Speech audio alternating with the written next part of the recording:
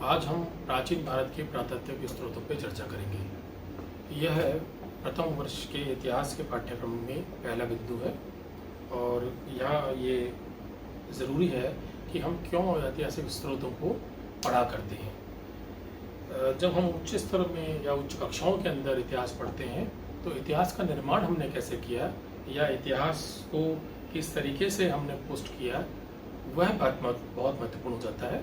अर्थात साक्ष्यों की बात होती है। उसी प्रकार से जैसे कोर्ट के अंदर साक्ष्य दिए जाते हैं, वैसे ही इतिहास को कथा से या कल्पना से परे विश्वसनीय बनाने के लिए साक्ष्यों की आवश्यकता होती है।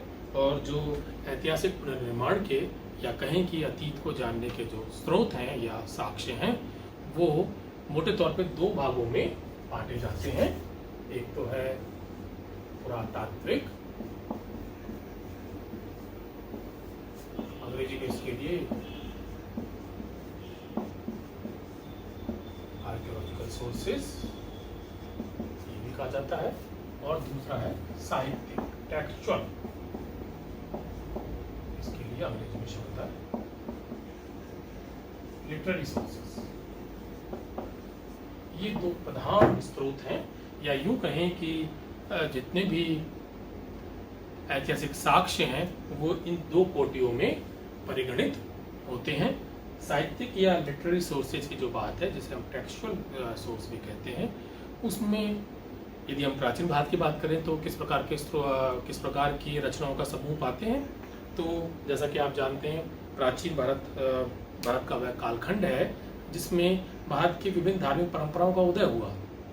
मसलन हमारी प्राचीनतम वैदिक परंपरा, उसके अतिरिक्त 6ठी शताब्दी ईसा पूर्व के अंदर बौद्ध और जैन परंपराएं, फिर बाद में आजीविक परंपरा, फिर वैदिक परंपरा से जो सनातन परंपरा निकली उसमें वैष्णव, शैव और शाक्त इत्यादि परंपराएं। तो इनका प्रचुर और प्रभुत मात्रा में साहित्य रचा गया, और वह समस्त साहित्यिक स्रोत की श्रेणी में आता है। इसको हम धार्मिक साहित्य कहते हैं, जिसमें वैदिक वाङ्मय है, चारों संहिताएं हैं, ब्राह्मण ग्रंथ हैं, आरण्यक हैं, उपनिषद हैं, वेदांग हैं। इसके बाद में स्मृति साहित्य है। तो वो सब धार्मिक साहित्य की वैदिक कोटि में आ जाता है। फिर त्रिपिटक है, जैन आगम साहित्य है, फिर साथ जो महायान संप्रदाय की जो साहित्य है वो है इत्यादि। ये सब धार्मिक साहित्य है। इसके अलावा दूसरी कोटि जो है वो लौकिक साहित्य की है। एक तो हुआ धार्मिक साहित्य जो धर्म से संबंधित है, और दूसरा लौकिक जिसको हम शुद्ध साहित्यिक रचनाएं कहें।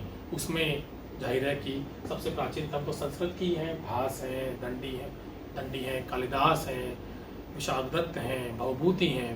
तो जो समस्त संस्कृत की साहित्यिक रचनाएं हैं वह आती हैं लौकिक साहित्य में। इसके अतिरिक्त प्राकृत की रचनाएं हैं, पाली में भी कतिपय साहित्यिक रचनाएं हैं, बाद में अपभ्रंश में कुछ मिलता है।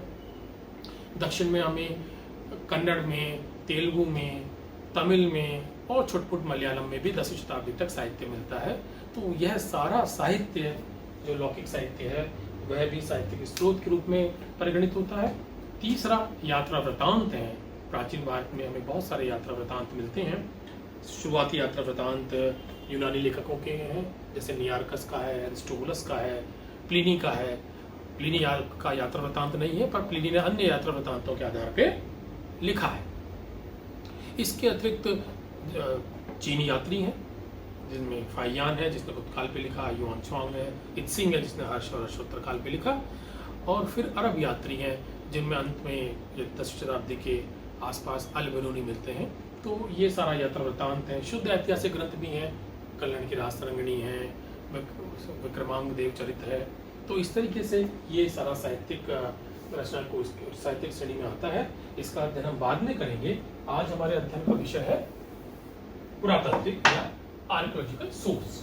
और एक दृष्टि से पुरातात्विक स्रोत जो हैं वो ज़्यादा महत्वपूर्ण है, ज़्यादा विशाल हैं, और ये कहना चाहिए कि वो ज़्यादा बड़े मानव अतीत को हमारे सामने प्रस्तुत करते हैं। जैसे कि पहले तो हम पुरातत्व को समझ लें। पुरातत्व माने प्राचीन तत्व, प्राचीन तत्व, जो भी अतीत की वस्तु है वो सब पुरातत्व है। यदि हम आज चर्चा कर रहे हैं, ये आपको जो भी दिख रहा है ये सब आज से 200 साल बाद पुरातत्व के अंदर सम्मिलित किया जा सकता है। जाहिर है कि जो जैव अवघट्य वस्तुएं होती हैं, या कहना चाहिए कि प्राणी जगत है, वह 2-4 साल बाद ही में 2-4 साल में ही जो है बायोडिग्रेड हो जाता है या जैव अपघट्य हो जाता है। तो उस हमें जो पुरातत्व के रूप में वस्तु प्राप्त होती है वो वही प्राप्त होती है जो समय की मार को झेल पाती हैं। पत्थर की वस्तुएं, धातु की वस्तुएं, और इसके अतिरिक्त यदि जीव जगत से कुछ मिलता है तो हड्डियां मिलती हैं। तो हड्डियां भी हम पुरातत्व में सम्मिलित करते हैं। क्यों? क्योंकि वह भी प्राचीन से संबंधित है। तो इस तरीके से यदि हम पुरातत्व का वर्गीकरण करें तो ये बहुत बड़ा समूह है। अध्ययन की दृष्टि से इसको कई भागों में बांटा गया है। पुरातत्व को भग्नावशेष है, प्राचीन जो भी टूटा फूटा मिला है, बस्तियां मिली हैं, बस्तियों के प्रमाण मिले हैं, खुदाई में कुछ मिला है, वो सब भग्नावशेष में परिगणित हो जाता है। भग्नावशेष की बात करें तो हम कह सकते हैं कि सिंधु घाटी सभ्यता के जो खुदाई में शहर मिले हैं, या कि उत्तर वैदिक काल की खुदाई से कुछ अवशेष जो प्राप्त हुए हैं, या कि महाजनपद काल की खुदाई से जो अवशेष प्राप्त हुए हैं, वो सब भग्नावशेष हैं। और इतिहास निर्माण की दृष्टि से उनका क्या महत्व तो आप जानते ही हैं।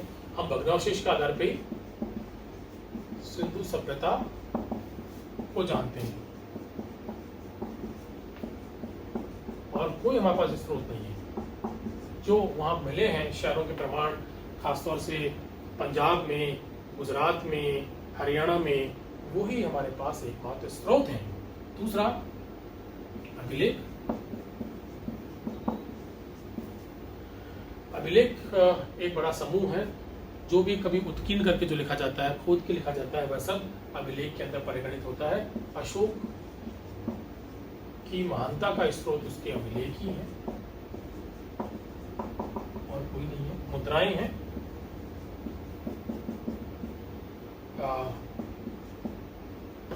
शक और विशेषकर जो हिंद यूनानी है, इंडो ग्रीक, उनका इतिहास हम मुद्राओं से जान पाते हैं। इसके अतिरिक्त स्मारक या हम मूर्ति भी कह सकते हैं, मूर्ति शिल्प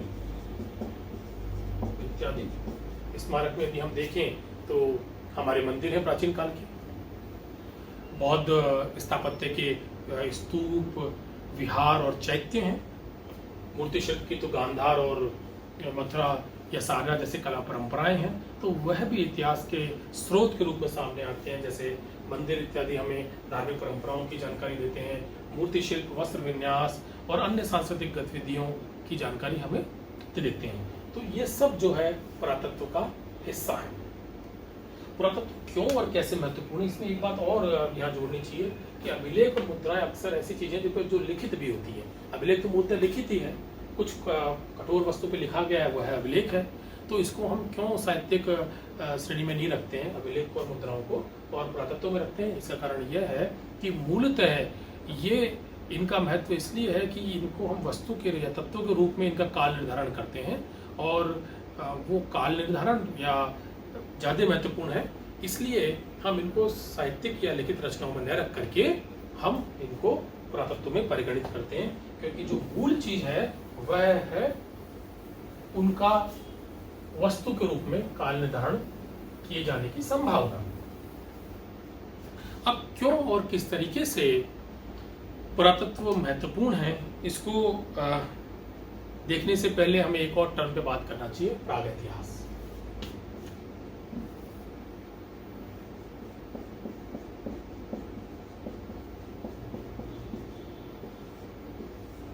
एक इतिहास, भारत के संदर्भ में इन दोनों के बीच में एक पूरा इतिहास भी आता है, वो भारतीय इतिहास के संदर्भ में ही है, उस पर हम आगे चर्चा करेंगे। पर ये दो जो टर्म हैं या जो पदावलियां हैं उनका इतिहास में बहुत इस्तेमाल होता है। प्रागैतिहास क्या है? मनुष्य अतीत का वह कालखंड जिसकी जानकारी के एकमात्र स्रोत पुरातत्व है। अभी हम चर्चा कर आए हैं कि प्राचीन को जानने के स्रोतों की दो श्रेणियां हैं, एक है पुरातत्व और दूसरी है साहित्यिक। परंतु साहित्यिक स्रोत तब से मिलने लगे, जाहिर है तब से जब मनुष्य ने पढ़ना लिखना सीखा। और ये हमारे पास एक तथ्य है कि सुमेरिया सभ्यता में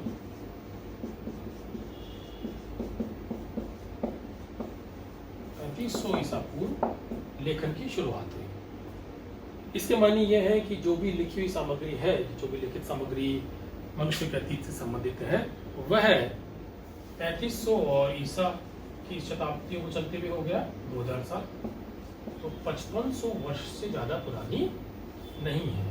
लिखित सामग्री मनुष्य के अतीत के संदर्भ में 5500 वर्ष से ज्यादा पुरानी नहीं है। अब आधुनिक मनुष्य का अतीत कितना पुराना है?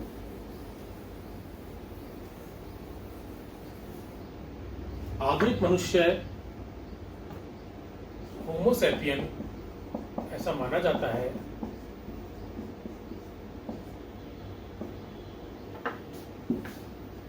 करीब 2 लाख साल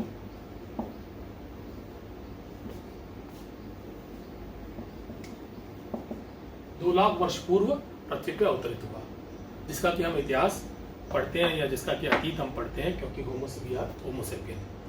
तो इस 2 लाख साल के इतिहास में सिर्फ 5500 साल ऐसे हैं जिसकी सामग्री, जिसकी हमें पुरातत्व के अलावा लिखित सामग्री भी मिलती है।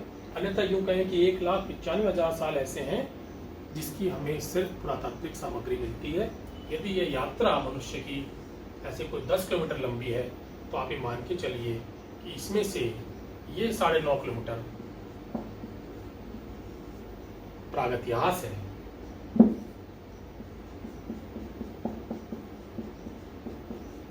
और ये छोटा सा जो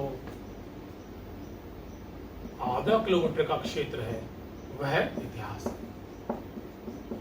इस पूरे कालखंड के इतिहास को जानने के लिए, अतीत को जानने के लिए, इस पूरे कालखंड के अतीत को जानने के लिए हम सिर्फ पुरातत्व पर निर्भर हैं, और इस पूरे कालखंड को हम प्रागैतिहास कहते हैं। तो इससे हमें पुरातत्व के महत्व का पता चलता है कि मानव अतीत के बड़े हिस्से को, लगभग 95% हिस्से को सिर्फ और सिर्फ हम किससे जानते हैं? हम सिर्फ पुरातत्व की वस्तु से जानते हैं। इतिहास एक बहुत छोटा सा हिस्सा है जिसके अंदर हमें लिखित सामग्री भी मिलती है, और उस पूरे कालखंड को हम प्रागैतिहास कहते हैं जिसकी हमें लिखित सामग्री प्राप्त नहीं हुई।